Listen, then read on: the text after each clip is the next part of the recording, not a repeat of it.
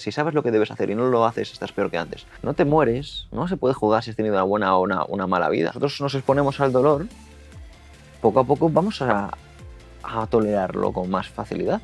Nuestro sistema educativo es un sistema de escolarización, no un sistema educativo. Sepa pensar, no interesa que la gente sepa de nutrición, no interesa que la gente sepa ganar dinero. Si tú eres independiente, tú eres un peligro. La guerra que estamos es una guerra por la atención. O sea, a menos que vayas a hablar bien, cállate. Y escupir a la pobreza o escupir a la riqueza también es un tipo de acción. Un niño en Perú que tenga conexión a internet y más intención y más dedicación y más constancia puede salir mucho más preparado que un niño que venga del barrio de La Moraleja. Cuando tú anhelas algo con todo tu ser, te dejas el culo. Si esto, la comparativa del exterior nunca termina.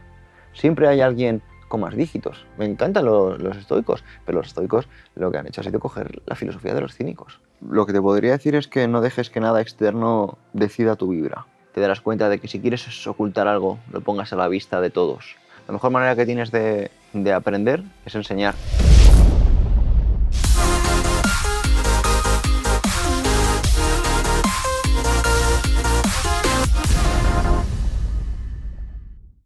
Bienvenidos un día más al show de Pablo Pérez, tu podcast de emprendimiento online y desarrollo personal.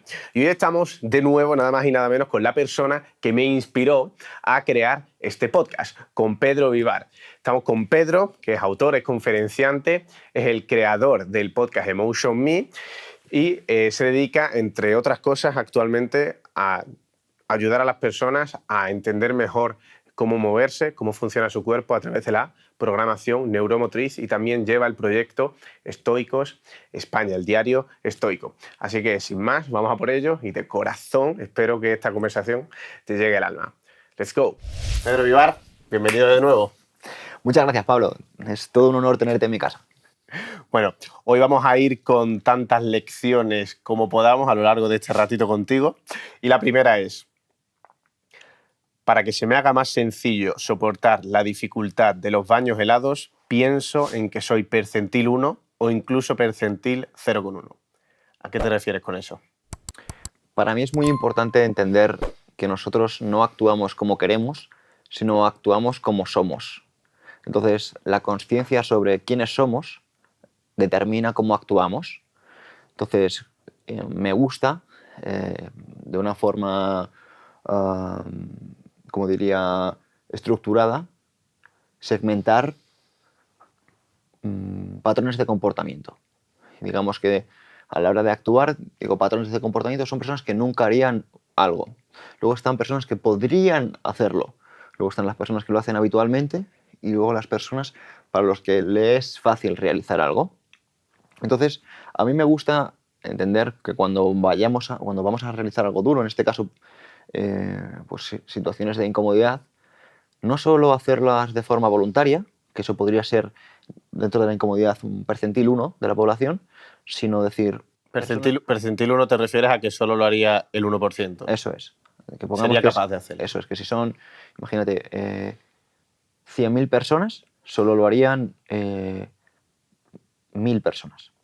Si pongamos el 1% de esas 1.000 personas, solo lo harían 10 personas, ¿no? Es que ese punto sería, por ejemplo, personas que sean incluso capaces de disfrutar de esa experiencia. Por eso me gusta decir que no es que sea percentil 1, sino percentil 1 dentro del percentil 1. O sea, más allá de soy capaz de hacerlo y hacerlo diariamente, de disfrutar haciéndolo. ¿Y en qué momento te motiva a ti pensar en que lo que haces es menos accesible a nivel de capacidades de retarse a menos personas? Es decir, ¿por qué te motiva eso? Ser percentil 0,1. Muy bien. Entendiendo un poco cómo funciona la mente humana le da mucho valor a los sesgos. Y dentro de estos sesgos, por ejemplo, está el de escasez. Nosotros valoramos, por ejemplo, el precio del oro es superior al precio del hierro o al precio del acero. ¿Cuál es más útil, el hierro o el acero?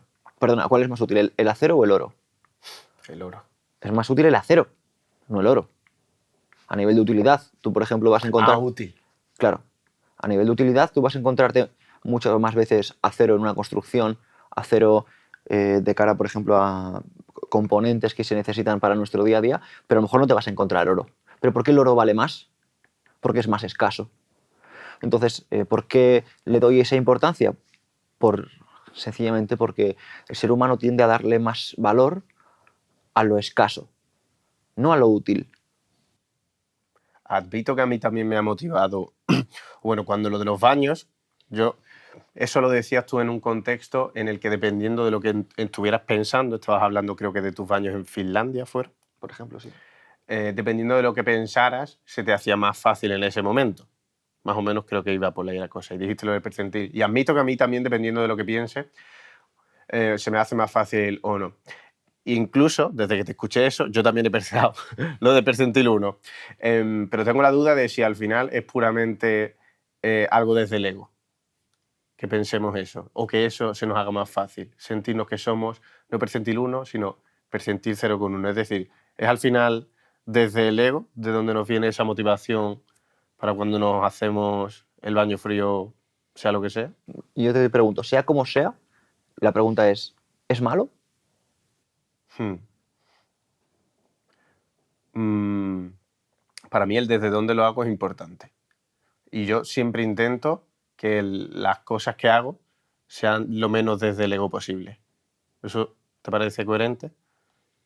Intentar hacer las cosas lo menos desde el ego que Si podamos. me parece coherente, a mí no me importa. Importa si te parece coherente a ti. Porque lo que debemos entender es que la coherencia es inherente a cada persona. Y que habrá personas que, para los que ser coherente a lo mejor sea no meterse. Por eso el tema de meterse o no meterse no es bueno o malo. Es bueno si tú estás siendo coherente, porque al final lo bueno que tiene la coherencia es que te permite vivir en función de los ideales de vida que tú mismo determinas. Siguiente. No te tomes la vida tan en serio. No vas a salir vivo de ella. Claro, antes cuando estábamos fuera de micros, me has preguntado, Pedro, ¿por qué haces lo que haces? Y yo te he dicho, Pablo, yo me considero un burro que persigue una zanahoria. O Sí. sea, me da igual la zanahoria. En este caso la zanahoria puede ser un motivo, puede ser un objetivo, puede ser otro, pero realmente me da igual. Si para mí lo importante es mantenerme en movimiento, porque como hemos dicho antes, ¿no? Si vamos a morir. O sea, entonces lo que trato sencillamente es de mantener el movimiento, de hacer una vida que merezca ser vivida, mirar atrás y sonreír por las experiencias. Eso para mí es lo que tiene valor. Entonces no trato de tomarme las cosas tan en serio. Sencillamente me gusta generar buenos recuerdos y para eso trato de autoimpulsarme, buscar motivos, conocer personas, hacer cosas. ¿Crees que la sociedad, porque entiendo que si pusiste esa frase donde fuera en su momento en internet, es porque percibes que la gente se toma la vida demasiado en serio? Considero que, y yo sobre todo, quiero decir que he ido aprendiendo mucho en el camino. Me ha enseñado mucho, por ejemplo, no solo la filosofía, sino personas que me he encontrado. Si recurro a la filosofía para no tomarme las cosas en serio, me viene a la mente, por ejemplo, Bruce Lee. Bruce Lee decía, trata de ser como el agua, porque si pones agua en una tetera, se convierte en una tetera. Si pones agua en un vaso, se convierte en la forma del vaso. El agua puede fluir y el agua también puede golpear. Trata de ser como el agua. Be water, my friend. Y dentro de esta filosofía me he encontrado también como por ejemplo en la fisiología también afecta. Mi compañera Vanessa de Toro, que es una de las profes de biomecánica en programación neuromotriz, cuando me estaba explicando las cadenas musculares, no solo me hablaba de, por ejemplo, la cadena del eje axial, que es la APA, la posterior anterior, sino que es, digamos, la que nos permite luchar contra la gravedad, que es la cadena también de la inspiración, sino también me hablaba de una cadena que es muy necesaria, que es la AP, que es la anteroposterior, que esta cadena precisamente es la que permite el ritmo, es la que permite la adaptabilidad, es la que permite la expiración, no estar constantemente rígidos, sino también ser capaces de relajarse, ser capaces de reír, ser capaz de fluir, ser capaz de bailar, ser capaz de entender que las cosas ahora mismo las ves en una dirección, pero a lo mejor sencillamente es porque solo conoces ese camino y que si te mantienes rígido y no eres capaz de fluir, te puedes romper, te puedes quebrar. Una de las cosas que he aprendido gracias a la filosofía es sencillamente a no tomarme las cosas de una forma tan rígida, a entender que lo más importante sencillamente es la coherencia. ¿Hay algo que te raye a ti en tu día a día que te saque de estado, de foco, por así decirlo, en relación a que percibas que incluso te tomas más en serio de lo que te gustaría algo? Porque a mí esta frase yo la primera vez que la escuché me hizo un clic. O sea, ¿Cuál? Cuéntanos. ¿A ti qué es lo que te hizo clic? el entender que da igual. O sea, que de alguna forma puedes aplicar el da igual a todo lo que pase. Es decir, Absolutamente. todo sufrimiento o toda rayada mental es dependiendo de la importancia que tú le quieras dar a eso que ha pasado. Y esta frase fue como un, si es que da igual. Y si no da igual es porque tú quieres que no dé igual. Entonces por eso es si hay algo a ti que, aun teniendo tan interiorizada como yo creo que tienes esta frase, hay algo que te cuesta aplicarla. Absolutamente, Pablo. Mira, es que lo acabas de expresar súper bien. Mira, esto lo decía Henry David Thoreau. Dice, el valor de las cosas depende de forma directamente proporcional a la cantidad de tiempo que inviertes en ella. O sea, el valor de las cosas es directamente proporcional a la cantidad de tiempo que inviertes en algo. Ujú. Por tanto, debemos entender que a veces cuando nos rayamos mucho es porque no le quitamos el foco en eso. Por ejemplo, habrá personas que estarán súper estresadas porque hay mucho hambre en África. Y es porque le están poniendo mucho foco, pero a lo mejor tienen hambre en su calle y no están preocupadas por eso. O a lo mejor hay animales muy cerca de ellos que están sufriendo y no le están prestando atención. O a lo mejor ni siquiera están tratando bien a sus hermanos o a sus padres, ni siquiera porque ni siquiera saben que no les están tratando bien, porque son ignorantes y no lo hacen de forma deliberada. Por tanto, una vez que somos conscientes de que a lo mejor nos estamos preocupando de cosas únicamente porque hemos decidido poner el foco en eso, pero no nos estamos preocupando de otras que a lo mejor son tan relevantes como las que nos están preocupando, nos podemos relajar, porque decimos, wow, acabo de ser consciente de que no llego a todo, pero en cambio puedo llegar a una sola cosa y llegar bien. ¿A cuál quiero llegar? Pues a lo mejor me interesa llegar a aquellas sobre las que tengo capacidad de influencia, en lugar de aquellas que me están perturbando por las que no tengo capacidad de influencia. Principio básico del estoicismo, ¿no? Y te vuelvo a preguntar entonces, ¿hay algo que a ti se te haga difícil en relación a esto? En relación a esto de, le estoy dando demasiada importancia, le estoy dando demasiada importancia y aun teniendo interiorizada la frase, me cuesta. Es que, mira, me encanta que saques esto porque sí que es cierto que podemos a veces distraernos. Y una cosa que yo he aprendido es gracias al cinismo, que es una filosofía que fue sacada de los manuales en el siglo XIX porque, bueno, algunos dirían porque no interesaba que esta filosofía llegase a las calles, porque es una filosofía anarquista, es una filosofía que hace a las personas independientes o incluso que les quita la atención de una necesidad de un Estado regulador. Pero llegando a esta filosofía, uno se da cuenta de que estos sabios, que a mí me gusta llamarlos sabios y realmente les respeto muchísimo, y hay que decir que están desmerecidos porque no habría estoicismo sin cinismo, y parece que el estoicismo es una filosofía que ayuda a muchas personas, pero el cinismo parece como que está muy mal visto y tergiversado y que Diógenes nadie sabe la relevancia que tuvo, pero fue una figura histórica sublime.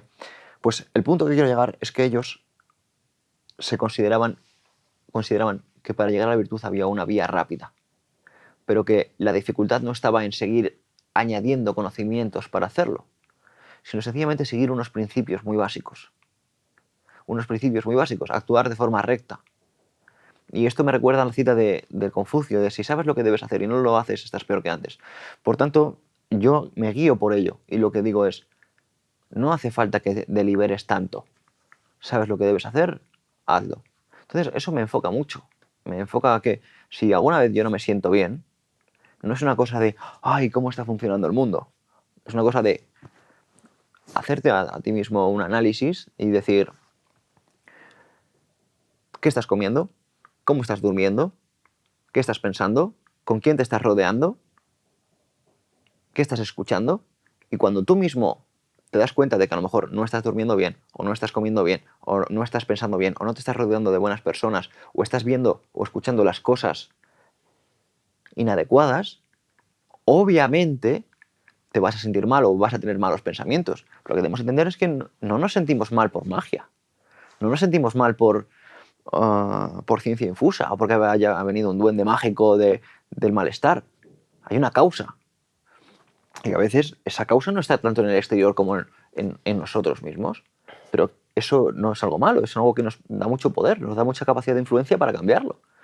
Y yo me observo a mí mismo que si en algún momento no me siento bien, observo qué he estado viendo, qué he estado haciendo, con quién he estado o qué he estado pensando. Y luego caigo en una obviedad. Y es que es absolutamente responsabilidad mía. Uh-huh. ¿Y hay algo en tu día a día, aparte de tener presente esta frase, que a ti te ayude a no creerte tu propio pensamiento? O sea, yo lo de no creerte tus propios pensamientos es lo que achaco a esta frase y al sufrimiento. ¿Hay algo a ti que te ayude o que suelas tener muy presente, aparte de esta frase, por ejemplo? Claro, mira, a mí me gusta entender que mis propios pensamientos forman parte muchas veces del inconsciente colectivo. Forman muchas partes de unos principios comunes que todos tenemos, en los cuales compartimos ideas como tiempo, ideas como dinero, compartimos un lenguaje que es una creación de la realidad, porque debemos entender que realmente presente, futuro, pasado, son palabras. Y precisamente son estas palabras las que crean realidad. Futuro es precisamente lo que está creando una realidad en tu cabeza. Futuro es lo que permite llevar tu atención a otro sitio que no es el presente. Pasado también permite llevar tu realidad a un momento que no es ahora. Pero si no existiese el lenguaje, tú realmente solo podrías estar aquí y ahora. Esto lo explica muy bien el autor Eckhart Tolle en su libro que seguro conoces, El poder de la hora. Venía escuchándomelo para Sí, acá. pues es un libro maravilloso y explica precisamente que nosotros utilizamos el tiempo a través del lenguaje, porque el lenguaje está permitiendo crear ideas en nuestras cabezas, en nuestra mente. Entonces, en el momento que entiendes que el futuro es un concepto y que lo estás creando tú a través de tu mente, porque no existe. O sea, yo sé que muchas veces es un concepto que es difícil de entender para cualquiera, ¿no? Al principio, Porque para mí lo fue al principio. para mí también, y entiendo que es muy rompedor, porque esto lo aprendes en el colegio, te lo enseña un profesor.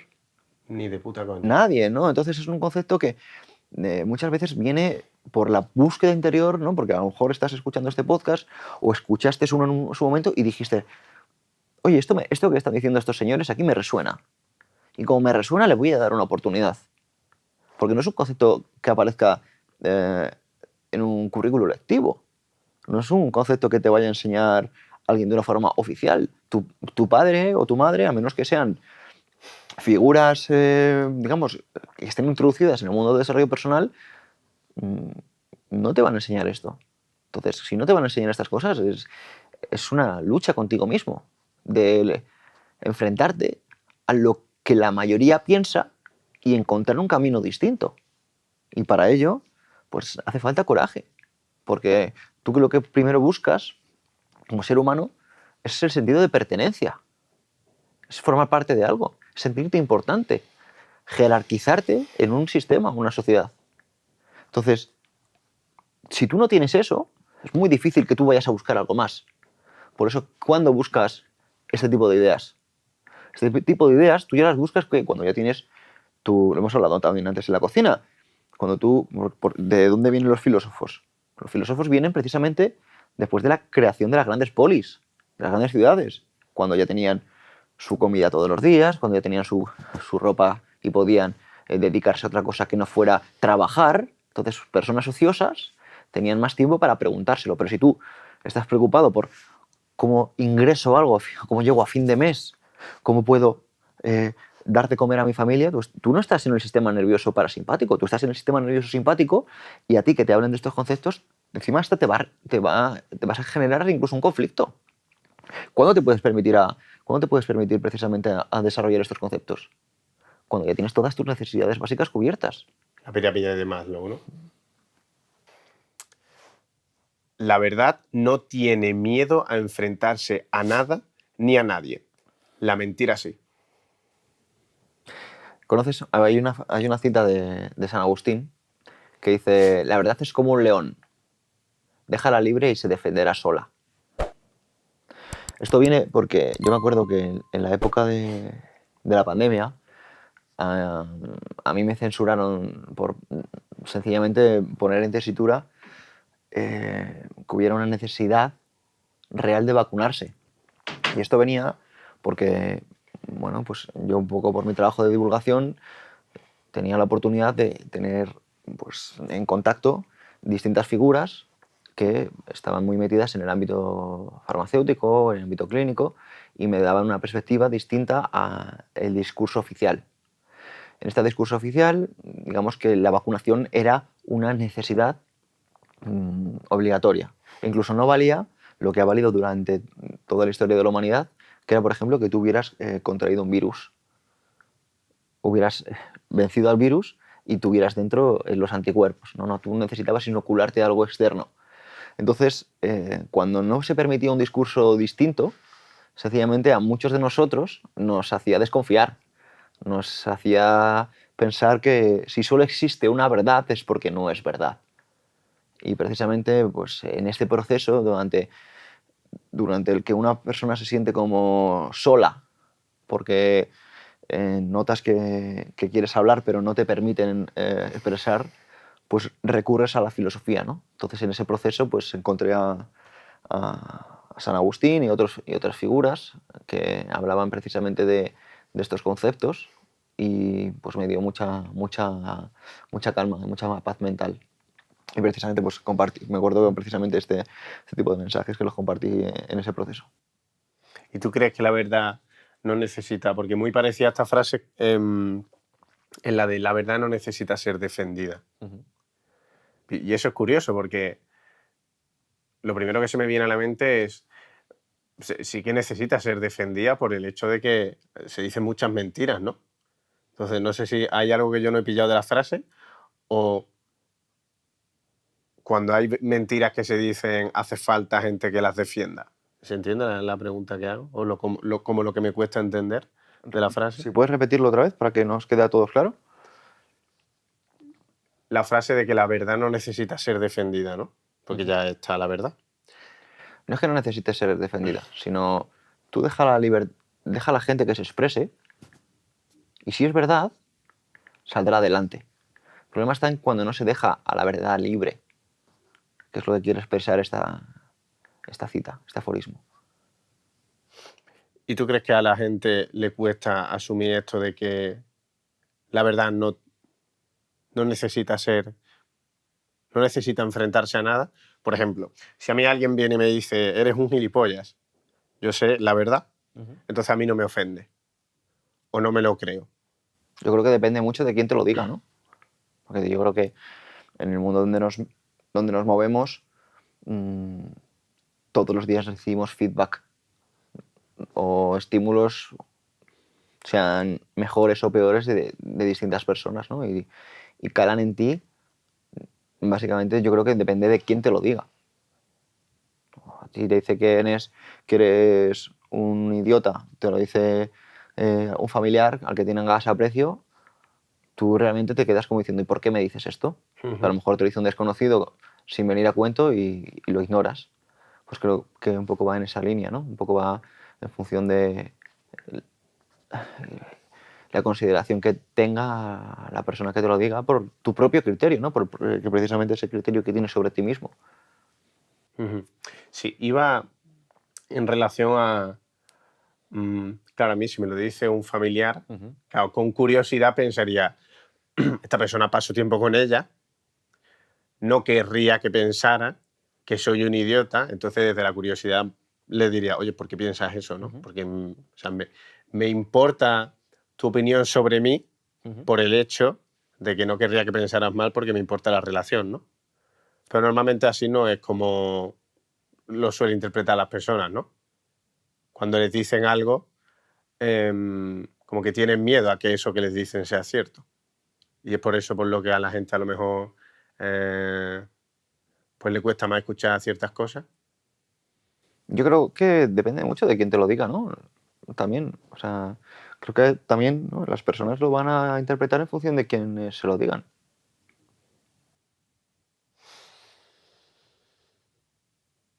Next. Los estoicos no creían en la suerte. Señalaban que identificar algo como suerte era fruto de la pereza por buscar las causas a dichos acontecimientos y que no conocer las causas era fruto de la propia naturaleza de la ignorancia. Claro, es como que alguien diga que ha tenido suerte por tener un hijo.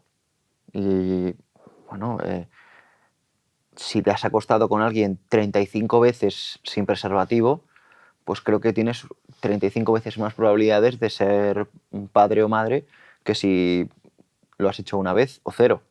Entonces, creo que debemos entender que antiguamente incluso las personas incurrían en que la causa de algo, por ejemplo, podría ser la maternidad o la paternidad, dependía de si habían ofendido a un dios, por ejemplo, o si habían cometido algún pecado.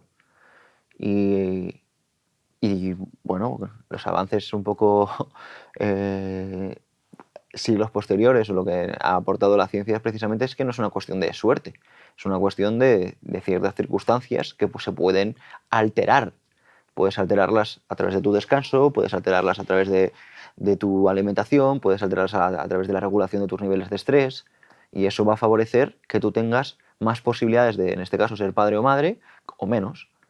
Como eso todo, o sea, probabilidades que tú tengas de tener éxito en un negocio y que tú no las conozcas no significa que sean suerte. Habrá personas que se hayan formado mucho más, habrá personas que conozcan o hayan estudiado más el mercado, que otras que no lo hayan estudiado y hayan emprendido. ¿Se puede considerar que eso es suerte? Bueno, la pereza del que no investiga las causas diría que sí, pero yo no me permito decir que las cosas son buenas o malas, que es suerte o mala suerte, porque sencillamente es como una vez más una falacia del lenguaje. Nosotros pretendemos sencillamente para ahorrarnos tiempo en nuestras expresiones, y de hecho muchas veces sucede, es como, ah, qué bien te va. Y sencillamente para evitar debates o envidias dices, sí, he tenido suerte. Pero realmente tú dices, bueno, como decía Henry Ford, ¿no? Que la suerte te pille trabajando. Pues, o Thomas Edison, no sé qué se lo decía Henry Ford o Thomas Edison, uno de los dos. Pero al final, o como más trabajo, más suerte tengo. Entonces, al final, para mí, el término suerte es otra realidad más de todas las posibles. Un mundo en el que tú decides ver las cosas como suerte, como que las cosas pasan por ciencia infusa, sin que haya una causa detrás. Yo no me puedo permitir eso. O sea, yo no me puedo permitir creer en las casualidades. Cuando dices no me puedo permitir, ¿a qué te refieres? Porque considero que es pereza decir que esto es suerte, buena suerte o mala suerte. Si quiero ser una persona coherente con ciertos valores y uno de ellos, evidentemente, no es la pereza, pues no me puedo permitir decir que algo es suerte. Sencillamente desconozco las causas que han generado este bienestar o este malestar, Sí. pero no las atribuyo a la suerte.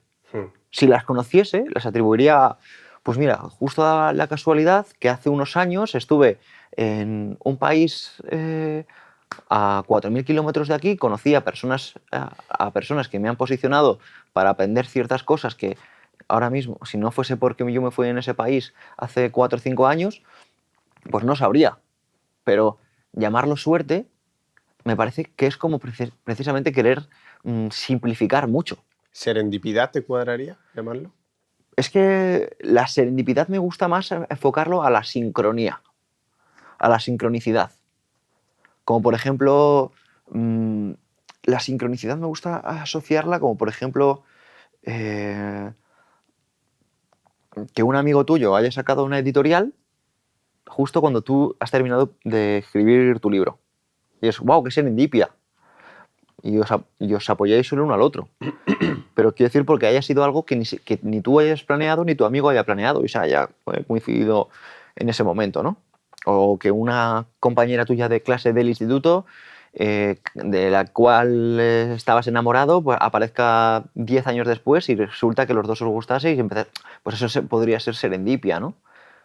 Porque se juntan sucesos que se quieren explicar desde una sincronicidad y no desde la suerte. Pero lo quieres explicar de esta forma, de una forma más romántica. Pero no me gusta asociar el concepto suerte. Porque es que de verdad lo considero como una cuestión de pereza mental, una cuestión de saltarse la disciplina del juicio.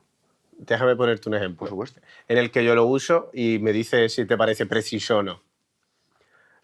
¿Tú te has leído Fuera de Serie? Sí, De Malcolm Malcolm Gladwell. Cuando yo me leí ese libro me cambió el concepto de suerte. Hasta entonces yo achacaba parte de mi éxito o de que a mí me vaya bien, estoy contento con cómo me va, entonces yo lo achacaba a mi trabajo.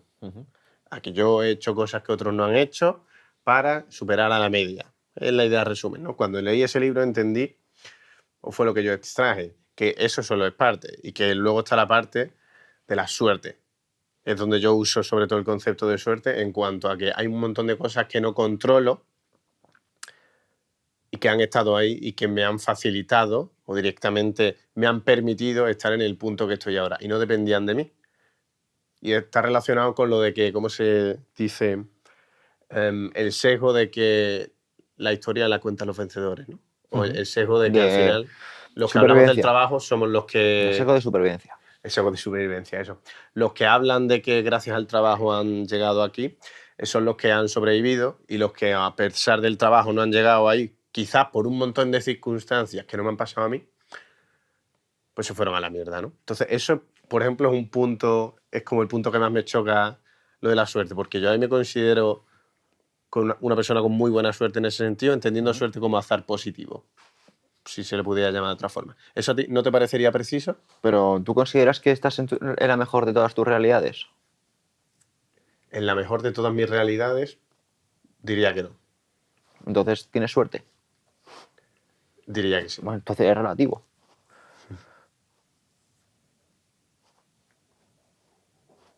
¿Puedes expandir eso? Sí. Hay gente que dice,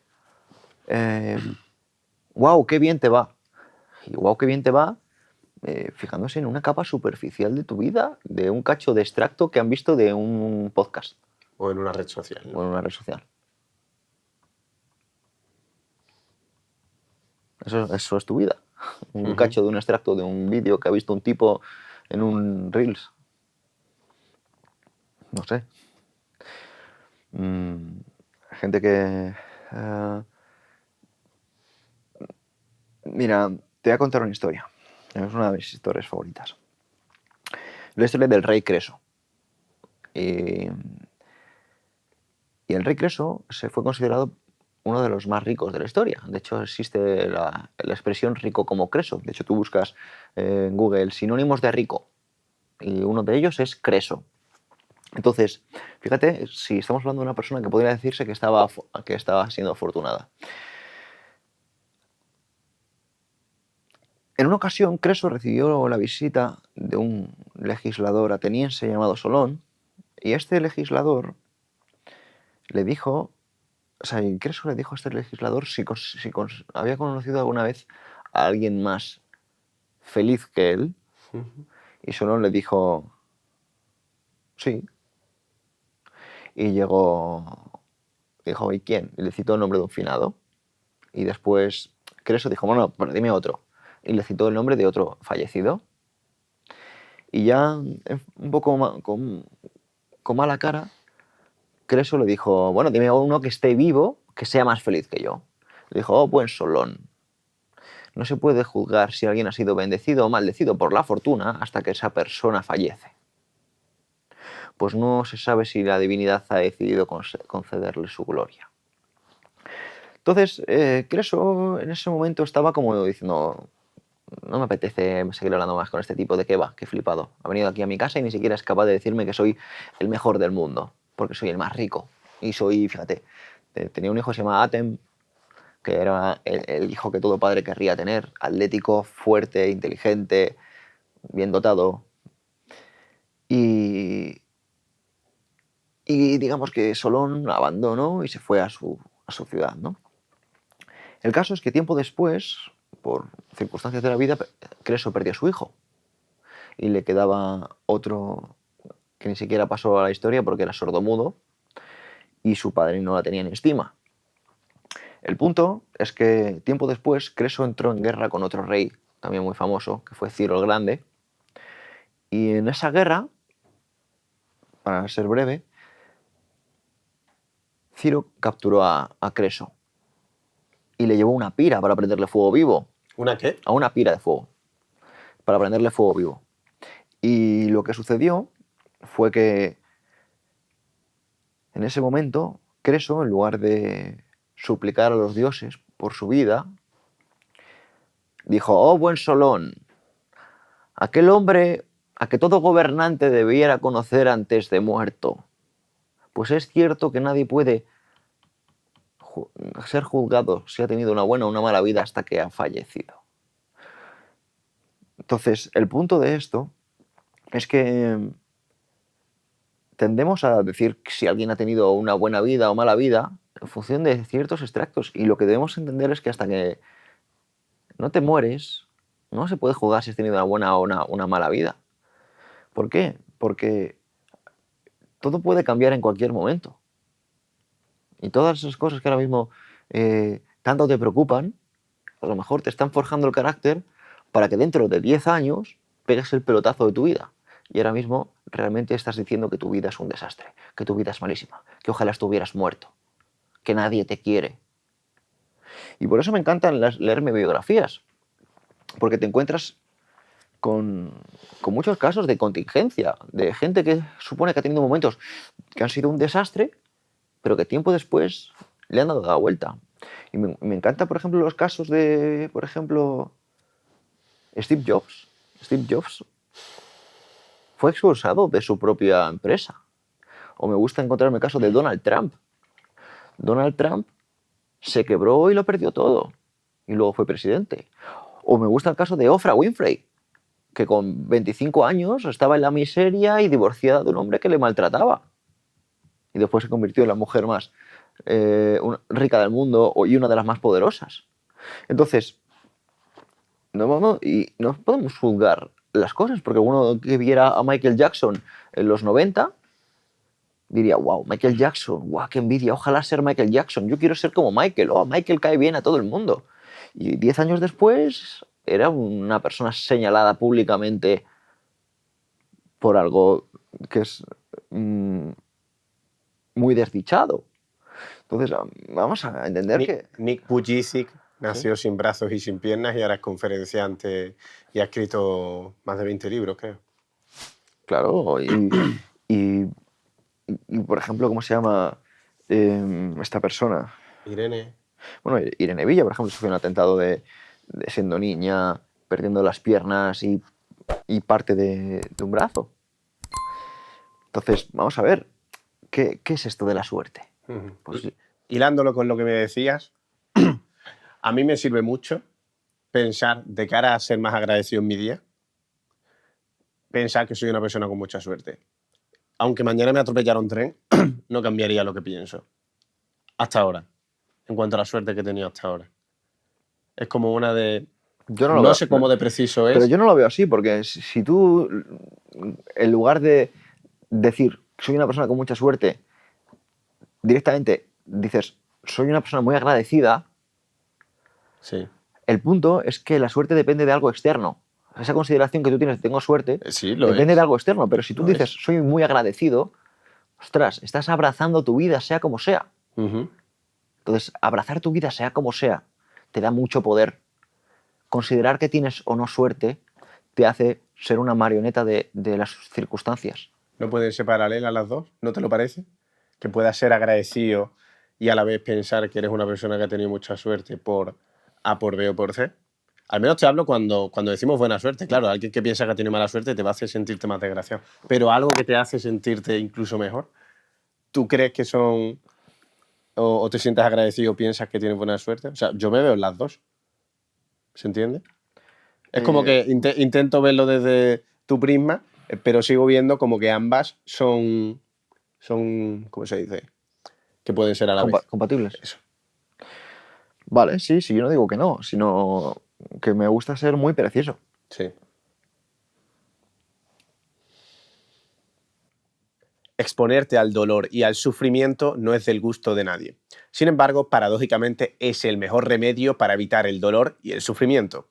No rechaces el dolor ni temas el sufrimiento. Son los grandes maestros que nos enseñan a vivir.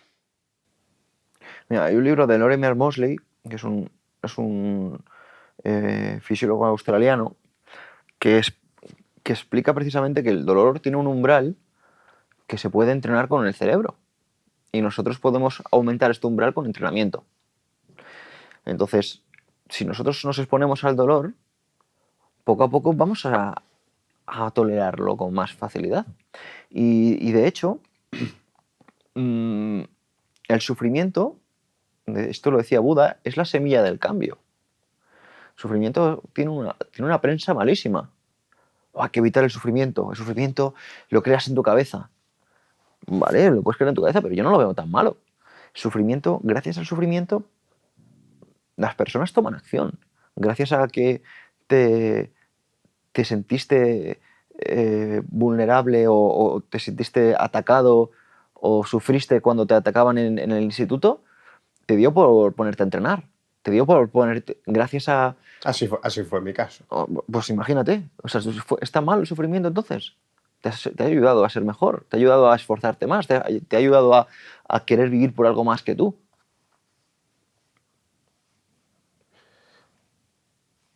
Entonces, ¿tú crees que exponerte al dolor es positivo? Y lo haces en tu día a día. Mira, Musonio Rufo, el filósofo estoico, decía: entrenaremos el alma y el cuerpo, exponiéndonos al hambre, al frío, ¿cómo se dice? Al hambre, al frío, al calor, al frío, al hambre, a los dolores, a la dureza del lecho y a los dolores duraderos. Sí. O sea, entonces, este tipo hablaba de que el cuerpo y el alma se entrenan precisamente con el dolor y el sufrimiento. Y nosotros, ¿no? Sobre todo tú que te dedicas al ámbito del entrenamiento, le das mucha importancia al entrenamiento hormético, o sea, estresores externos para tus estructuras, para que se vuelvan más fuertes. Sin embargo, también existe ese entrenamiento hormético para tu carácter, para precisamente ser capaz de tolerar circunstancias más complejas. Cómo te comportes el peor día de tu vida es algo que estás forjando hoy, ¿no? Por ahí va la cosa. Totalmente. Eso es. Algún día en los años venideros usted se enfrentará ante la más tristeza ante la mayor tristeza de su vida o ante la mayor gloria. Y cómo se comporte en esa circunstancia lo está forjando hoy. Hoy se está decidiendo si el peor o el mejor día de su vida usted estará a la altura de las circunstancias o no. ¿Y por qué la gente no entrena esto, Pedro? No entrena... Porque no lo sabemos. O sea, yo no lo sabía. O sea, mira, a mí me gusta meterme en temas que son un poco más peliagudos, así que debemos entender que nuestro sistema educativo es un sistema de escolarización, no un sistema educativo. Entonces, tú, en lugar de ir al colegio a aprender sobre cómo debes gestionar tus impuestos, cómo debes calcular el interés de tu hipoteca, cómo debes aprender a pedir un aumento en tu trabajo, a ser más competente, tú aprendes raíces cuadradas, aprendes logaritmos, aprendes ciertas ciertas asignaturas y ciertas ideas que lo único que hacen es desacreditar a tu familia, desacreditar a tus padres. Esto lo explica muy bien el profesor Bastos. Hay un libro que se llama De campesinos a franceses.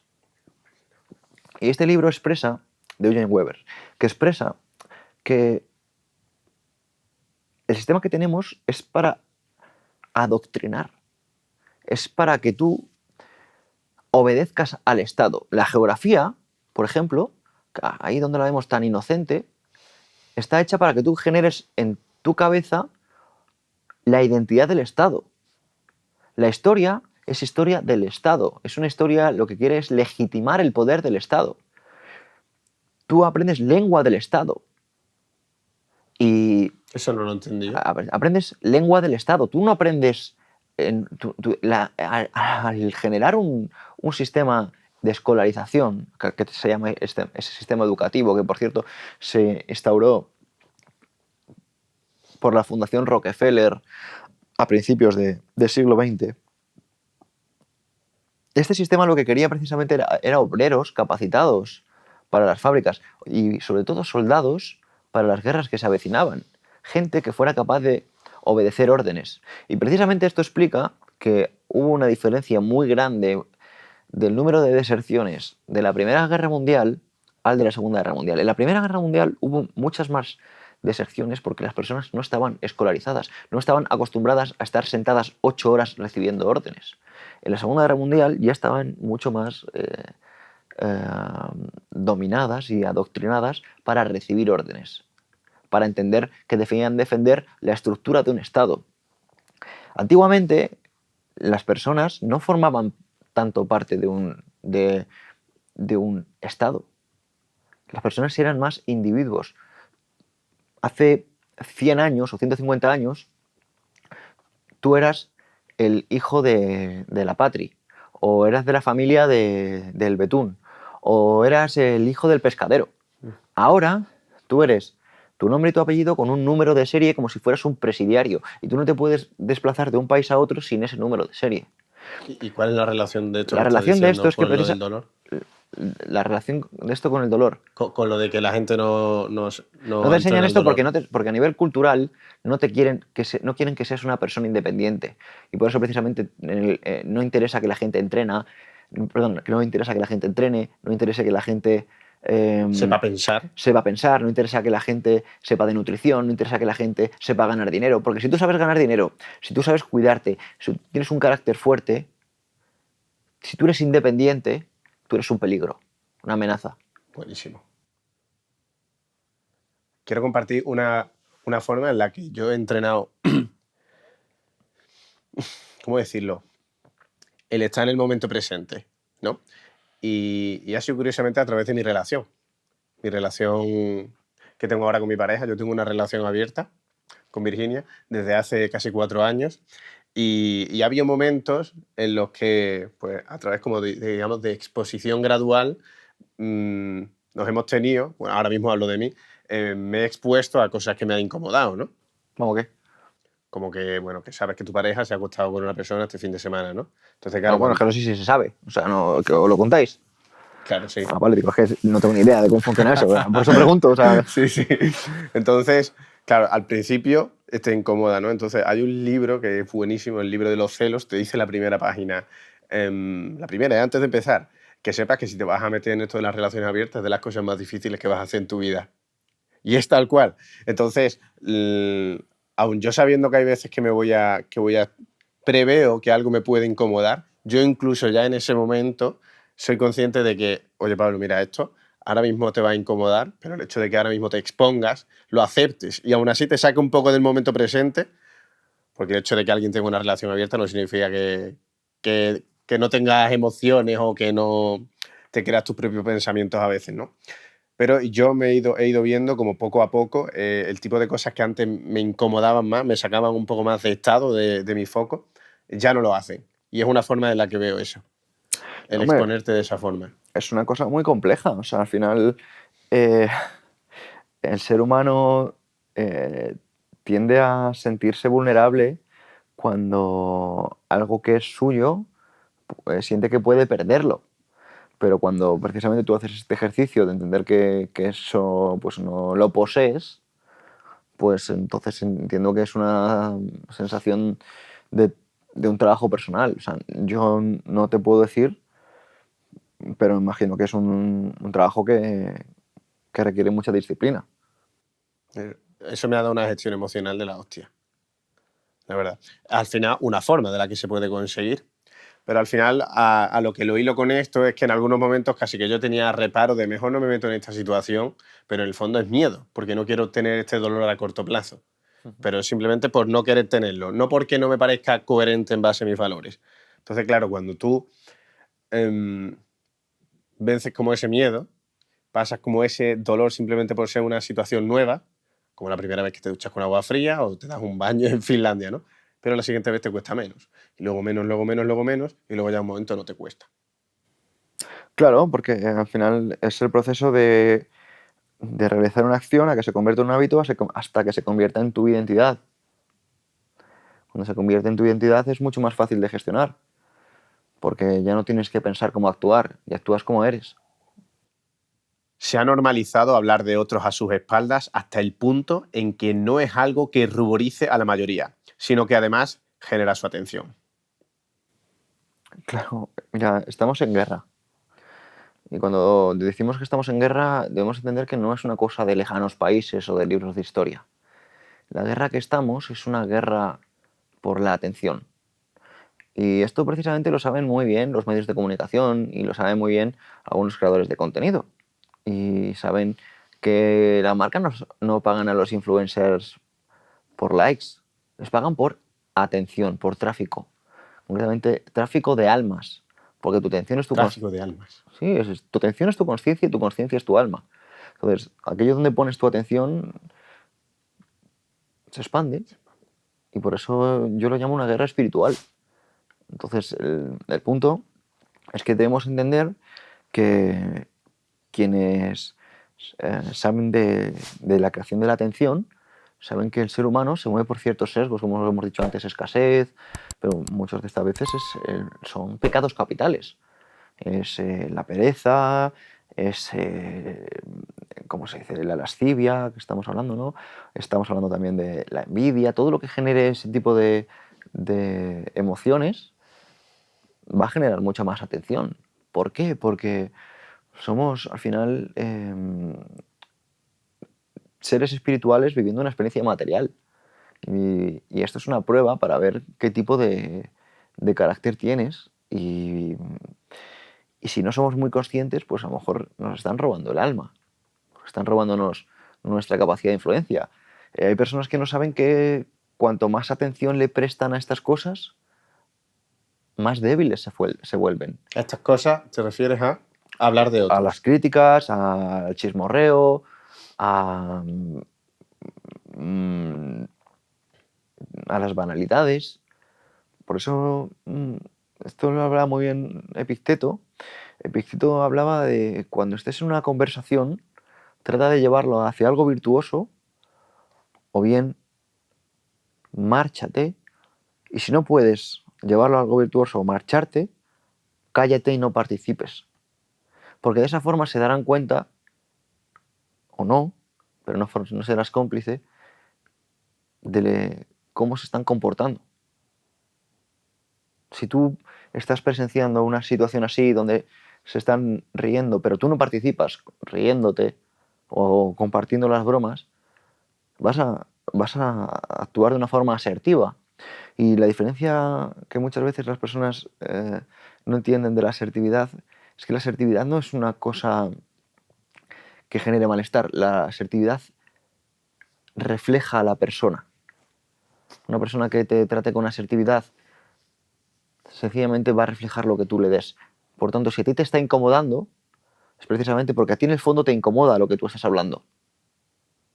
Y si tú estás como sintiéndote bien cuando te enfrentas a una persona asertiva, es precisamente porque tú estás reforzando tu propio carácter.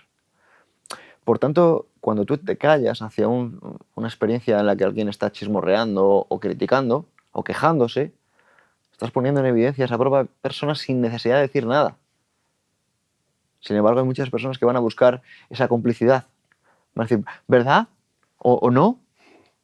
¿Y tú qué piensas? Buscando ese sesgo de confirmación. Pero no es otra cosa más que debilidad en el carácter, porque creemos que el entrenamiento únicamente es hacer flexiones y nos damos cuenta con este tipo de ejemplos que el entrenamiento también está en no formar parte. Porque habrá muchas veces que no seamos capaces de decir, oye tío, no hables así, oye tía, no hables del que no está presente de esta forma. Y como no seremos capaces de hablar de esa forma, un buen medio es callarnos y no haciendo una risita cómplice. Yo tengo una ley de vida y es que no me permito hablar mal de alguien que no esté delante mía. Es una de las leyes con las que más estricto soy. No, no me lo permito. No, es que no sé dónde leí que nunca hables mal de nadie y menos si no está delante tuya, ¿no?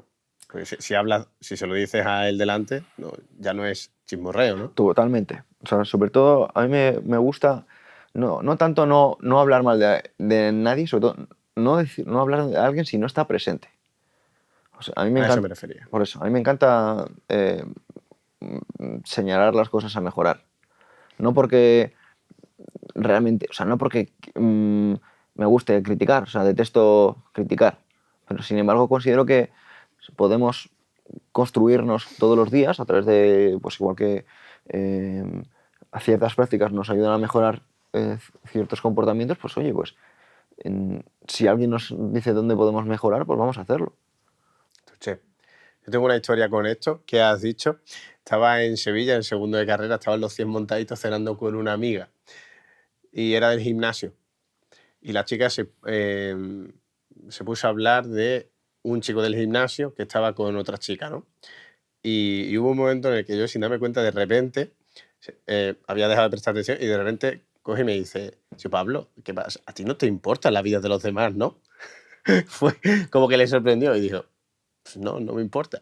Y eso a ella como que le marcó el hecho de que me la suba, es que cualquier chismorreo es que no sé qué tiene de interesante, ¿no? Y fue gracioso porque de repente dijo, tío. Y claro, como que ella estaba acostumbrada a que cuando se hablaba de eso surgía la conversación. En ese momento, pues, conmigo yo que no había más conversación que tener. Pues mira, a mí me pasó una cosa que me agradezco que me pasara porque supuso un antes y un después. Yo nunca he sido de meterme con nadie, porque siempre he sido, aunque sea una persona que ahora mismo sea más bien público que privado, siempre he sido una persona más introvertida. Yo me acuerdo que estaba en la universidad y en una ocasión había un profesor que el tipo pues era bastante estricto. Y yo me acuerdo que en una ocasión hice una broma a su costa. Tú Sí, la hiciste. sí.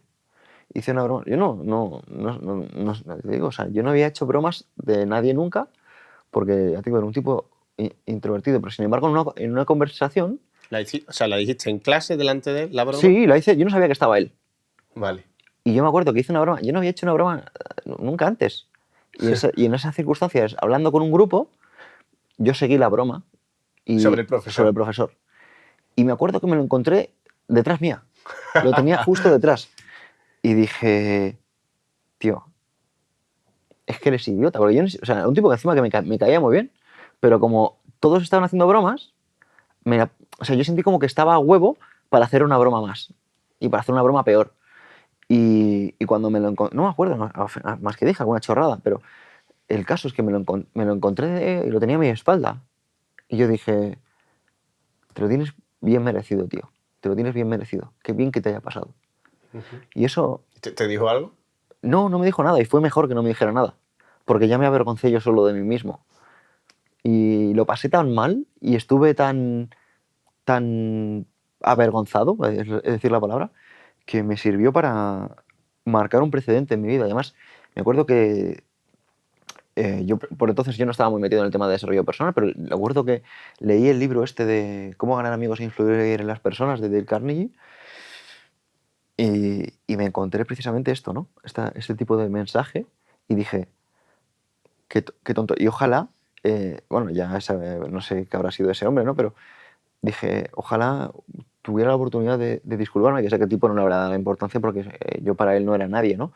Pero sí que me gustó mucho para que si alguien está escuchando esto ahora mismo, se dé cuenta de que no tiene que participar hablando mal de alguien que no está. Ni siquiera porque le vayan a escuchar, sino sencillamente porque está hablando más de sí mismo y de sus propias carencias que de la persona que está hablando. ¿Y por qué lo pasaste mal con esa historia? O sea, ¿qué es lo que Porque te hizo sí, me hizo pasarlo pasar mal? mal porque porque realmente era un tipo que me caía bien. Y para mí era un buen profesor y era un tipo que me hacía estudiar. O sea, era un tipo que... Sin embargo, yo me acuerdo que el profesor era muy estricto, era muy duro y mis colegas estaban haciendo bromas a su costa. Ahora mismo no te puedo decir porque fue ya hace 15 años o así o más. Entonces, el punto es ese, que me encontré con esa tesitura de decir, ¿por qué he entrado en el juego si yo no soy así? y me sirvió para observarme, para observar pues cómo... ¿Cuál fue la lección de vida que te llevaste? Pues que no debes hablar de nadie. O sea, a menos que vayas a hablar bien, cállate. ¿Qué necesidad tienes? Porque no vas a aportar nada bueno. O sea, mira, yo hay una cosa que he descubierto y es que somos todos muy influenciables de cara al exterior. O sea, no significa que debiéramos serlo, sino que somos influenciables.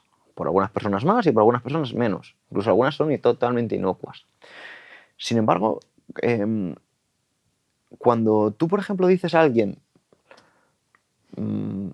ojo Pablo, qué atento eres, o qué persona más responsable, inevitablemente estás apelando a que esa persona se convierta en lo que le acabas de decir, que sea atento. Exacto. Sin embargo, cuando le dices a una persona, ojo, qué torpe eres, o qué cabezota, inevitablemente estás haciendo que esa persona, aunque no quiera, actúe de esa forma. Sea más testaruda, sea más cabezota.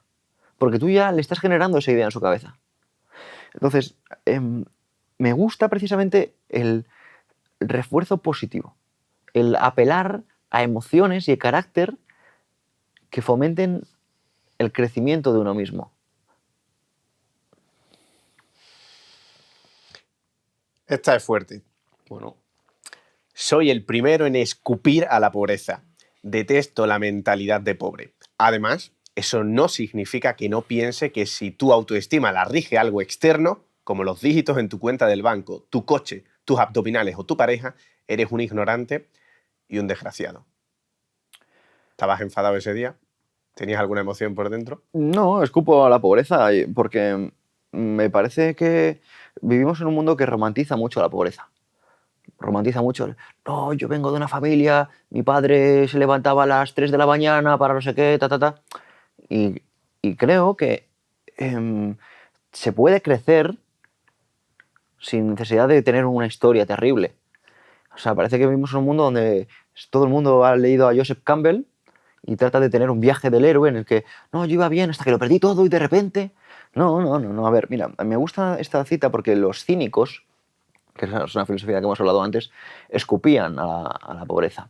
Y se habla mucho de desmerecer al dinero, se habla mucho de desmerecer al prestigio y me parece que en un mundo, sobre todo, donde las personas tienen una autoestima en función del número de dígitos que tienen en una cuenta del banco, y esto me viene a la historia de un avaro que vendió todas sus propiedades para tener un lingote de oro y sentirse rico. Y era un tipo que al tener un lingote de oro se sentía rico, iba por la calle con la cabeza muy alta. Iba por la calle con la cabeza muy alta. Y lo que hizo fue esconder ese lingote de oro en su jardín. Escondió ese lingote de oro en su jardín y él iba todos los días a trabajar para seguir en un futuro teniendo más riqueza, y él iba siempre pavoneándose con mucha autoestima, hasta que un día fue a revisar su lingote y se dio cuenta de que su lingote no estaba. Y él de repente perdió su autoestima y empezó a sentirse inseguro y empezó a sentirse mal consigo mismo y empezó a sentirse como un desdichado. Entonces fue a buscar un sabio y le dijo, mira, ¿ves ese peñasco gris que tienes a tus pies? Lo vas a enterrar donde tenías ese lingote de oro y te vas a comportar exactamente como te has comportado la semana pasada. Entonces vivimos en un mundo que es un mundo muy idealista. Un mundo idealista significa que estamos en un mundo donde las personas no se comportan en función de lo que ven, sino en función de lo que piensan. ¿Qué significa esto? Que esta misma persona, que ahora mismo podemos decir, pues qué idiota, ¿no? Que se estaba comportando con autoestima solo porque tenía un cacho de metal en su jardín. Podemos creer esto, pero muchas personas se comportan con mayor o menor autoestima en función de los dígitos que tiene una cuenta del banco. Ah, tengo 2 dígitos en la cuenta del banco y me siento muy mal. Ahora tengo 5, me siento un poco mejor. Ahora tengo 7 cifras y ya me siento bien. Pues eso es un idiota. Pero es que es lo mismo si lo haces porque llevas un estilo, porque llevas una ropa, o porque llevas un reloj, o porque tienes determinado coche. Es porque estás dejando que tu bienestar y tu autoestima dependa de algo externo. Por tanto, yo escupo a los pobres porque son pobres no porque ellos quieran, sino porque el estado natural del ser humano es la pobreza. O sea, tú naces sin nada. Si te sientes desdichado por ser un pobre, eres un idiota. Porque esto es estado natural. O sea, ¿qué pretendías? ¿Nacer ya con un Rolex y con una mansión? ¿Entiendes? Es absurdo. Entonces, yo escupo a la pobreza porque no puedes permitir que algo externo determina cómo tú te sientes. Entonces, los cínicos eran personas que criticaban a aquellos que pedían limosna. Los cínicos eran aquellos que también criticaban a aquellos que adulaban y lamían el culo a otros por unas pocas monedas o por un cargo, porque les consideraban unas sucias ratas. Entonces, el punto es que ¿eran ricos los cínicos? Si Diógenes no tenía ni un cuenco para beber agua porque bebía agua con las manos.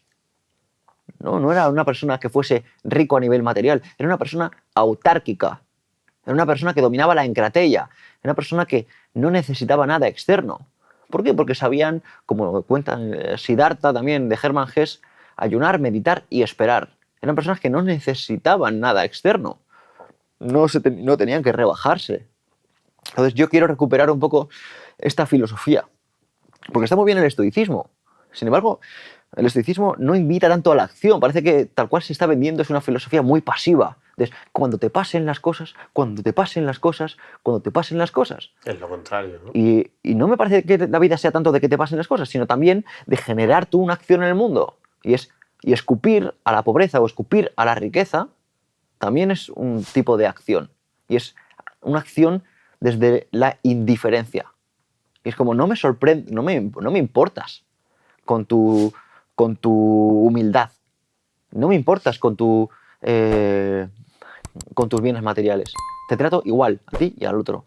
Porque lo que más me importa es cómo tú te comportes. Y cuando digo humildad no se malinterprete a un sentido del autorrespeto o de la frugalidad, sino humildad me refiero a que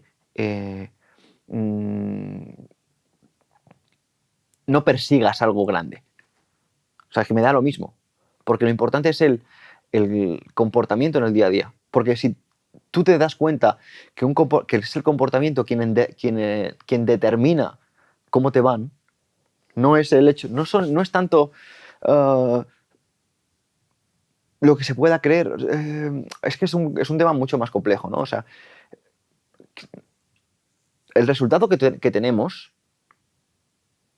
está mucho más determinado por cómo nos comportamos.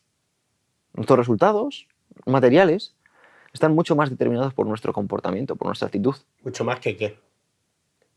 Mucho más que por... Para que sepamos con qué lo estás comparando. ¿Con la suerte, por ejemplo? Si existiera. Sí, que por la aleatoriedad que estamos hablando. Porque muchas veces se le da mucha importancia a la genética, se le da mucha importancia al entorno, se le da mucha importancia a ciertas cosas que sí que tienen relevancia. Pero lo que va a marcar la diferencia es nuestro comportamiento. Por ejemplo, habrá personas que tengan muchos medios para recibir lo que se supone que es una buena educación, pero no lo estén aprovechando porque no tengan ese carácter. Y en cambio vemos a personas que no tienen esos medios, pero tienen ese carácter. Y sobre todo, yo entiendo que ese discurso pueda tener mucho peso en sociedades pues más antiguas. ¿Qué discurso? El discurso de lo importante es el entorno. En el sentido de lo importante es tener, ¿cómo se dice? Pues un cierto dinero en la cuenta, que vayas a cierto colegio, que vayas a cierta universidad. Pero a día de hoy, un niño en Perú que tenga conexión a internet y más intención, y más dedicación, y más constancia, puede salir mucho más preparado que un niño que venga del barrio de La Moraleja, que tenga todos los bienes y recursos de sus padres, que le apunten a tenis, a bádminton, a inglés, y tenga un profesor particular. Porque yo lo veo, yo tengo familiares que tienen recursos que lo dan todo por sus hijos, invierten en profesores, invierten en colegios, invierten en clases, y los niños no ponen los medios porque no tienen hambre. Hace poco me gustó una entrevista que vi de Cristiano Ronaldo que decía que su hijo no tenía hambre, que tenía todos los medios del mundo para tener éxito, pero decía, mi hijo es muy distinto a mí porque mi hijo no tiene hambre, lo tiene todo.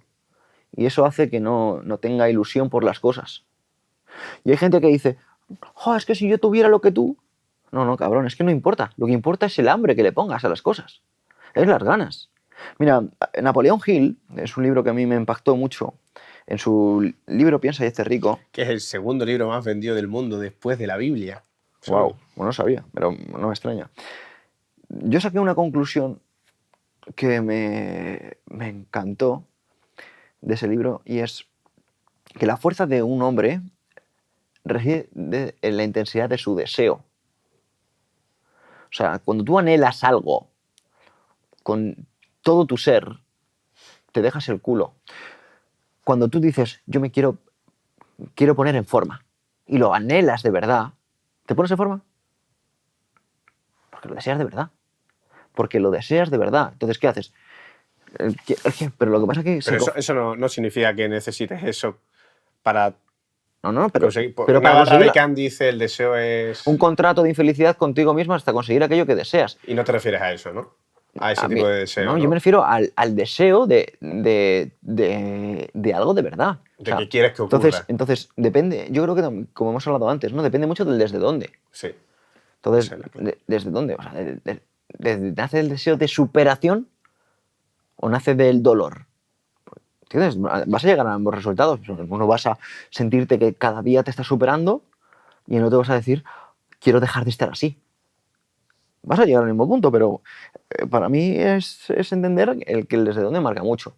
Por eso, este tipo de conversaciones son muy complejas como para ir como estamos haciendo, ¿no? Ir cambiando de un tema a otro y cambiar la línea. Entonces, la persona que esté escuchando esto, si no tiene un nivel de estar acostumbrada pues, a esta dinámica, puede estar siendo confundida porque son temas muy variados. Estamos hablando de un anhelo y un deseo desde la carencia, un deseo desde la abundancia, ¿no? Habría que hacer como una especie de manual para entender a veces muchos conceptos. Sí, es que a veces el lenguaje es lo que nos puede confundir más que aportar, porque en el fondo lo llamamos deseo, pero se podrían llamar...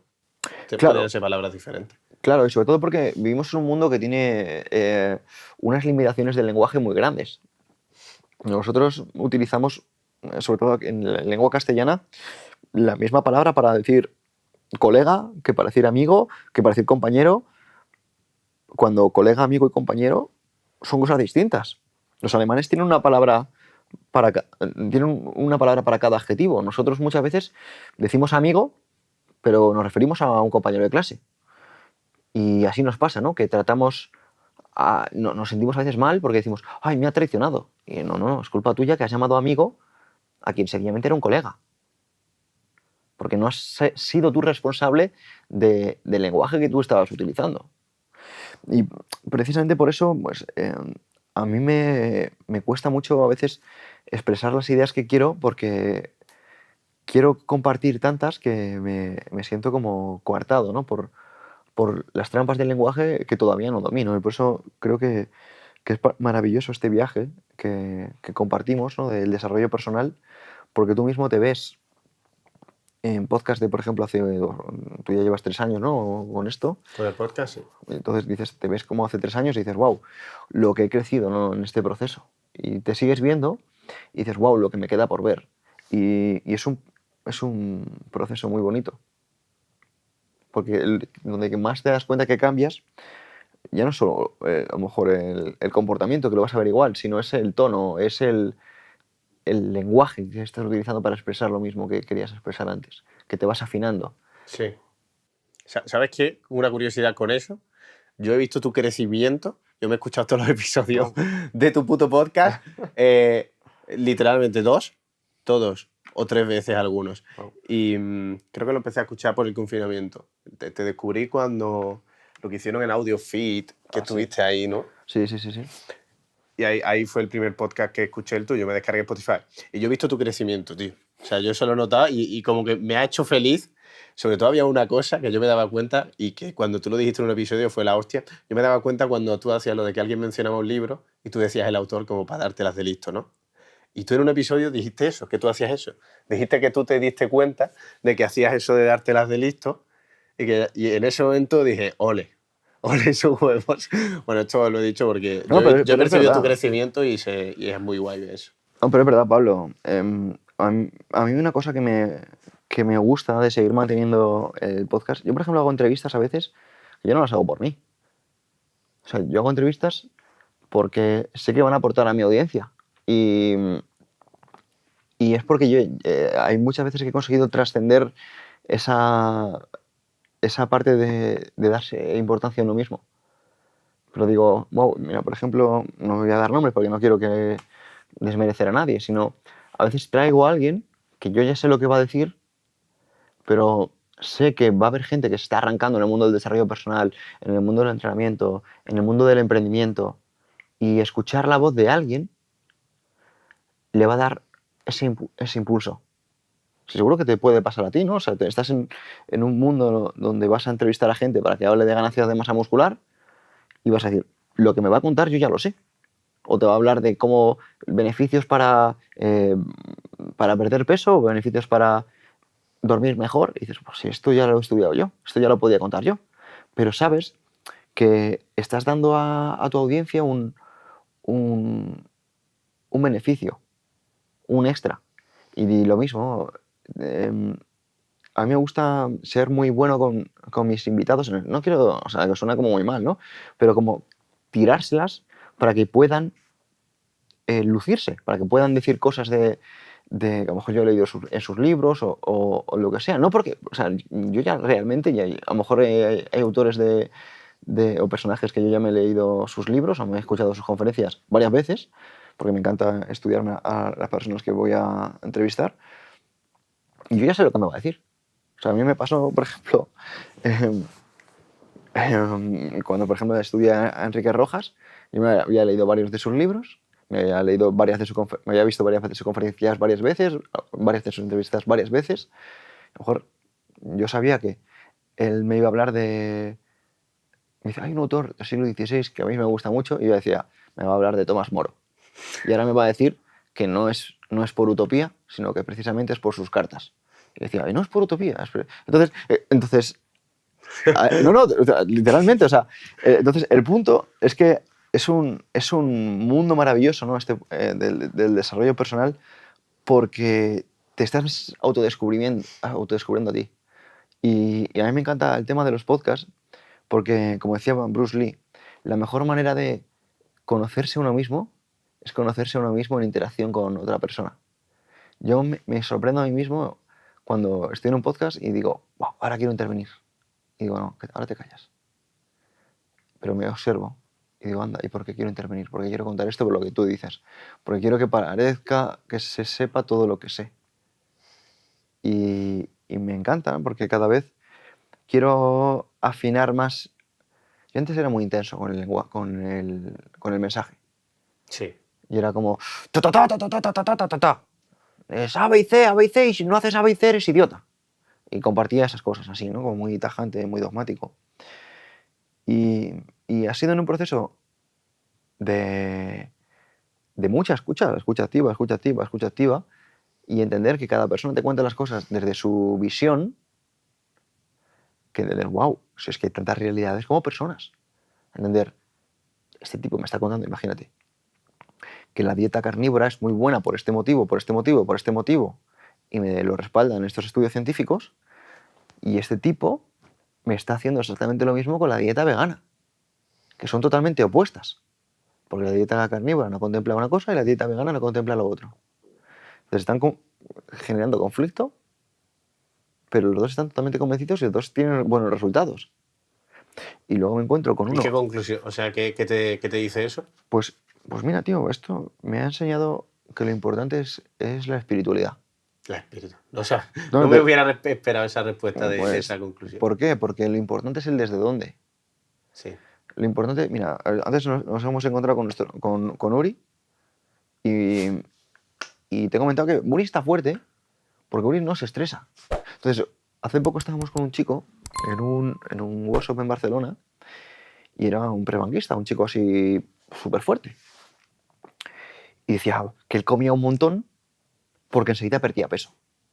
Y decía, ¿y cómo lo haces tú, Uri? Y le respondí yo, dije, mira, es que Uri no se estresa. Pero tú seguramente estés pensando en, es que si no como voy a perder masa muscular. Es que si no como, es que si no entreno. Y Uri no tiene ese desde dónde. Uri entrena por amor. Uri entrena porque le flipa. Uri no piensa en que quiere levantar no sé qué, pero no falla. Entonces, su cuerpo lo hace desde la abundancia. Algunos, si se lo quieren llevar esto a la ciencia, dirán, no, lo que pasa es que el cortisol estresa y este estrés precisamente hace que las personas no puedan ganar tanta masa muscular como si están en un estado más desde la relajación. Pero a mí me gusta llevarlo al tema de la espiritualidad, al tema del desde dónde, al tema de la abundancia. Me gusta Sergio Fernández porque hablaba de que nosotros podemos sintonizar dos emisoras, Abundancia FM y Escasez FM. Y ante la misma cosa que te pase, tú puedes verlo desde un punto de vista de escasez o un punto de vista de abundancia. Yo, por ejemplo, cuando sufrí una mala caída y me llenaron la espalda de tornillos y de clavos, yo podía haber dicho, ay, que me llenan la espalda de tornillos y de clavos y de tal. Y ahora no voy a poder hacer esto y ahora no voy a poder hacer lo otro. Y es verdad, pero también puedo sintonizar otra frecuencia, que es el lugar de la escasez, de la abundancia, y decir, qué bueno, porque cuando me recupere voy a demostrar a todas las personas que creen que esto es una putada que puedes estar mejor que antes, siendo más mayor y se supone que estando más limitado. Entonces, es la misma realidad, pero es una frecuencia distinta. Entonces he entendido que todo depende de la frecuencia en con que lo hagas. Porque habrá personas que se vayan a meter en un baño de agua fría y estén diciendo, ay, qué frío, seguro que me voy a poner malo, seguro que me voy a poner malo, seguro que me voy a poner malo. Y es una frecuencia. Y en cambio hay otra persona que se va a meter en la misma bañera y va a decir, soy el puto Leonidas. Dios, es que voy a salir de aquí como un dios. Percentil 1. Percentil 1. ¿Y qué ha cambiado? El desde dónde, la frecuencia, pero es el mismo agua fría, para uno y para el otro. Entonces, ¿qué es lo que ha cambiado? ¿Qué es pues, la espiritualidad? Y sobre todo pues, son temas que, como hemos dicho antes, o sea, eso no lo aprendes en el colegio. Tú en el colegio no aprendes a darle importancia a tu atención, que aquello donde pones tu atención se expande. A mí me gusta el tema de los niveles de frecuencia, los niveles de conciencia, porque te hacen ver desde dónde hacer las cosas. Por ejemplo, imagínate que tienes una discusión con tu madre, con tu padre, con tu novio, con tu novia, y tú puedes decir, voy a tener esta discusión desde la ira. Y vas a tener esa misma discusión desde la ira. O dices, vale. Que no es que la gente decida eso pero previamente, ¿no? Pero puedes decidirlo, porque tú mismo, si vives un poquito más despacio, te observas y dices, wow, estoy en la ira. Y dices, no quiero tener esta discusión desde la ira. Y te observas y dices, voy a tener esta discusión desde la aceptación. Por ejemplo, volviendo al caso que hemos hablado antes, tu pareja se lía con alguien. Puedes tener una discusión desde la ira y decir, es que tú te has acostado con alguien, ¿no? O puedes tener esa misma discusión desde la aceptación y decir, se ha acostado con alguien. Vale, ¿puedo cambiarlo? No, vamos a hablar. Es la misma discusión, pero el desde dónde es distinto. En una lo haces con una frecuencia que calibra en 150 y la otra calibra en 350. O sea, que es más del doble. Pero que esto no es una cosa que vaya en dobles, es logarítmico, es exponencial. Por tanto, para mí la realidad es que cambia constantemente en función de cómo tú te sientes. Y sobre todo son conceptos que yo entiendo que son tan difíciles de comprender como el concepto tiempo, que hemos hablado antes al principio. Pero eso no significa que no esté tan presente como lo que hemos dicho antes. Los niveles de conciencia de David Hawkins, para quien quiera investigar. Y volviendo a la frase, ¿y tú consideras, Pedro, tío, que tú has trascendido, porque me sorprendería, vaya, que tú has trascendido al máximo o al 100% los dígitos en tu cuenta del banco, tu coche, tus abdominales o tu pareja? O sea, tú lo has trascendido al 100% como para no considerarte nada de ignorante o desgraciado. No entiendo la pregunta. La frase que estábamos analizando dice... ¿De escupir a la pobreza o a la riqueza? Sí. Y dice, además, eso no significa que no piense que si tu autoestima la rige algo externo, como los dígitos en tu cuenta, tu coche, tus abdominales o tu pareja, eres un ignorante y un desgraciado. Entonces yo te pregunto, ¿tú has trascendido, consideras que has trascendido al máximo todo esto? Es decir, tu físico, tu pareja o tus relaciones, el dinero que tengas, ¿lo has trascendido, consideras al 100% o al máximo? Es muy difícil, ¿no? Es muy difícil, pero sin embargo, debemos entender que ¿qué estás persiguiendo? ¿Qué estás persiguiendo? O sea, ¿con quién te quieres comparar? Si esto, la comparativa del exterior nunca termina. Siempre hay alguien con más dígitos. Siempre hay alguien con más abdominales. Siempre hay alguien Que folla más. con más seguidores en redes sociales o que viaja más. Entonces, ¿a qué llamas trascender? Es como, yo he entendido que esto va de tú contigo. Tú contigo. Y sobre todo entender que es una cuestión de vibración. Porque muchas veces no se entiende la diferencia que hay entre integridad y honor. El honor es, si yo pregunto a la audiencia si prefieren ser honorables o íntegros, qué vamos a encontrarnos? No sé, yo lo tengo claro. Yo no lo sé, no los conozco. Yo hice hace poco... Yo lo tengo claro de mí, digo. Claro, pero yo hice hace poco una encuesta en Twitter y las personas no lo tenían muy claro. O sea, salía bastante parejo. Muchos buscaban honor y muchos buscaban integridad. O sea, bueno, eso. O sea, lo que no había claro es qué ganaba de las dos cosas, ¿no? Porque cada uno que al final... Claro, pero ¿qué ganaba? O sea, para mí es una cosa en la que yo me he sorprendido a mí mismo, en la que yo ni siquiera sabía que estaba persiguiendo honor, cuando yo realmente lo que quería era integridad. Y me he sorprendido a mí mismo diciendo, tío, reconduce esto. Reconduce esto. Porque o reconduces esto o vas a ser un títere y una marioneta de los intereses de otros. Entonces yo ni siquiera sabía la diferencia que había entre integridad y honor. Y gracias a reconocerla, de hecho, a mí me encanta escribir libros porque me sirven para aprender yo. Llevas ya 5 escritos. Sí. Por ejemplo, este último me ha servido precisamente para ponerle mucho peso a la integridad. La integridad, a diferencia del honor, la integridad es no pretender ser otra persona. Y el honor es preservar la idea que otros tienen de ti. Y el mayor responsable que he encontrado de integridad es Diógenes, el cínico. Porque Diógenes el cínico era un tipo que solo quería ganarse su propia estima. Es más, es que se la pelaba a todo el mundo.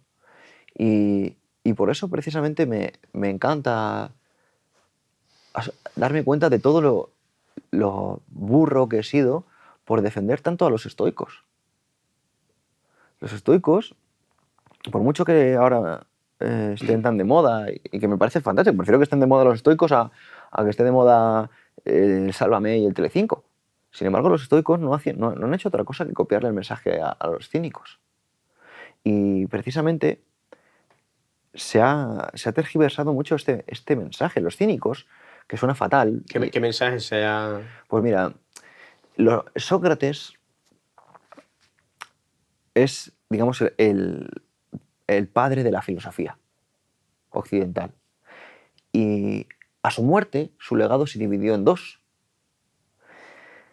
Por un lado, el legado de Platón, dejando las ideas del idealismo, y por otro lado, Antístenes, el filósofo cínico, que lo que quería era copiar su estilo de vida. Vivir en coherencia a una filosofía.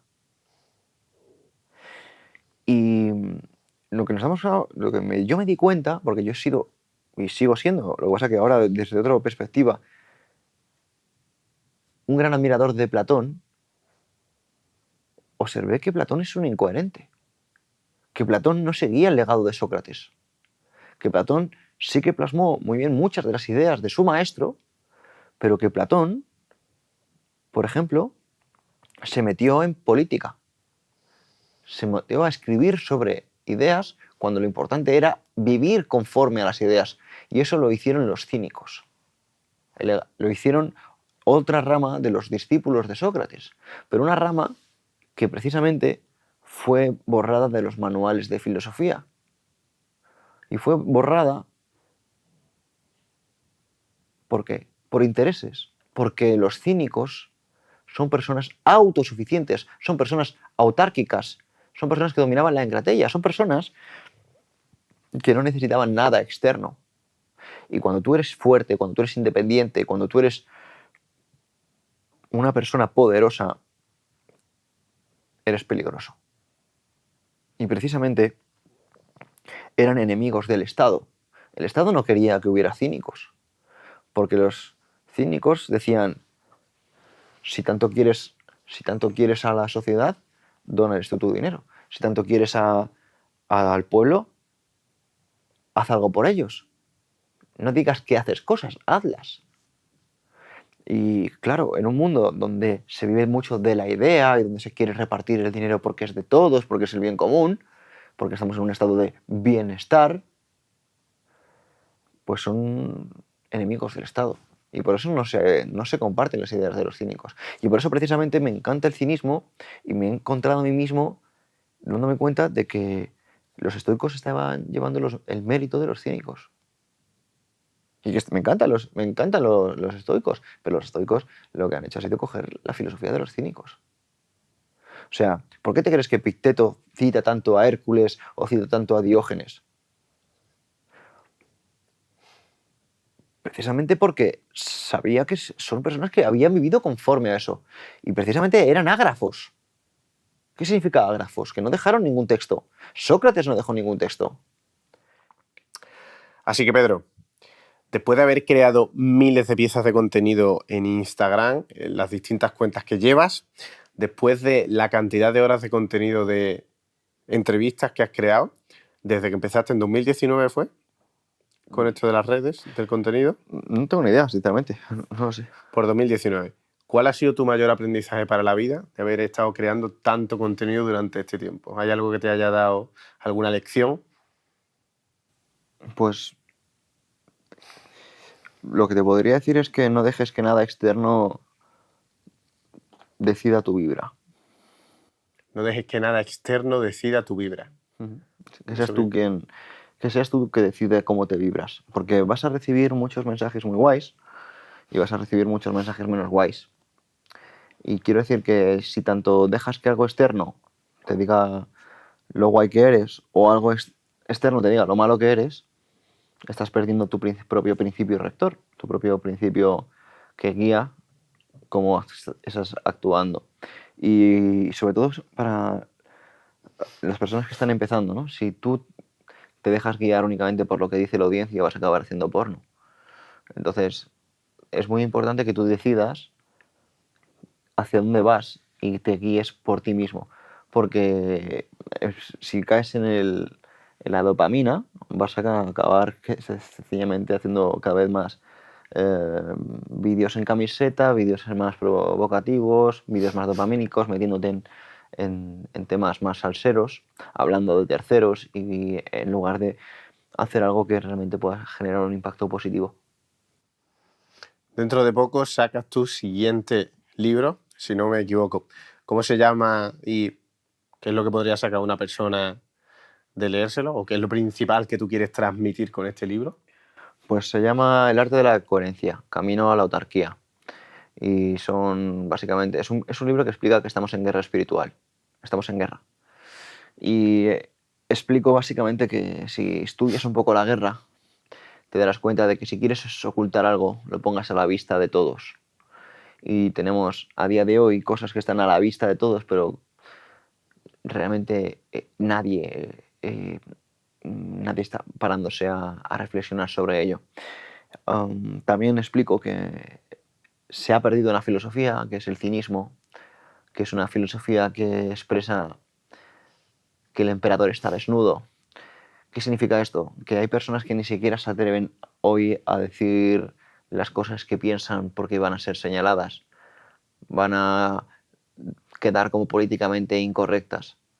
Y es precisamente porque vivimos en una sociedad que ha perdido la coherencia, ha perdido el hecho de decir aquello que piensas, sientes, ha perdido el hecho de actuar conforme a lo que sientes. Y en un mundo donde pierdes la coherencia, no dices lo que piensas, no dices lo que sientes, eres una marioneta. Y eres precisamente lo que el sistema espera de ti. Alguien fácil de manejar, alguien maleable, alguien sin una personalidad firme. Y esto no es una casualidad. Y en el libro explico un poquito desde dónde viene esto y quiénes eran realmente los más peligrosos antiguamente y cómo recuperar eso. La última pregunta que tengo para ti hoy. ¿Por qué haces lo que haces?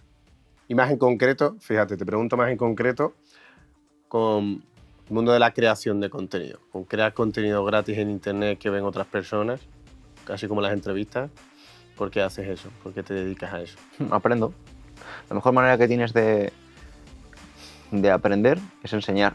Entonces, cada vez que voy a escribir un libro, aprendo de temas nuevos. Yo hace nada no sabía la diferencia que había entre un liberal y un libertario, pero gracias a estudiar, aprendo. Había un economista, Friedrich Hayek, que decía que el único placer insaciable es el estudio, el aprender. Y es cierto, para mí aprender es un placer y no he encontrado ningún medio mejor que aprender que enseñar. O sea que con todo esto eres tú el que más aprendes. De cabeza. De cabeza. Pues, Pedro Vivar, gracias por todo lo que haces. Gracias a ti.